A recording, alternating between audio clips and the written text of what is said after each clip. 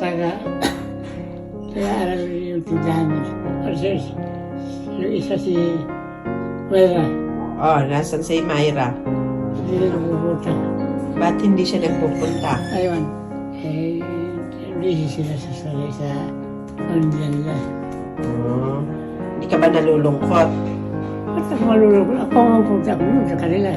Pupunta ka. Pag natapos itong, activities ito. Pag So, bakit? dito. Kung gulo pa dito sila, pagastos pa. Magastos. Pero masaya ka pag nandito sila. Oo. Anak mo? Mahal na siguro. Pero wala silang panahon para pupunta dito.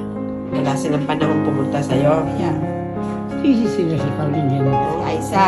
Sa isa, sa sila nila. Yeah. Narinig ko ang pangalan Kanila rin. na Kay Don Don, ano sasabihin mo? maging hawli sila sila. Maski hindi sila kapunta dito. Oo.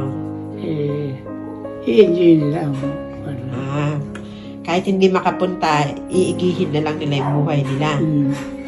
Kay Ate Myla, ano sasabihin mo? Ganon din. Ganun din. Okay, Ate Myra.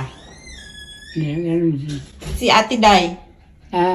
Yun, hindi sila nakakapunta. Bakit? Ay, anak, nagkalat na anak tao. May tindahan siya na hindi ko kitchen. Pag nakapos sila, hindi ko rin. Oo. Palitan sa umaga, kay Ate Myra, sa tanghali, kay Ate Nina, Saan mo kayo tumulin? sa merienda, si Ate Day. Doon ba kayo, Ikan? Tapos sa gabi, si Ate Myla dadalawin mo, no? Oo. Tapos, Ito. kay Mila. Ito mong anak. Wala akong paborito pa tayo.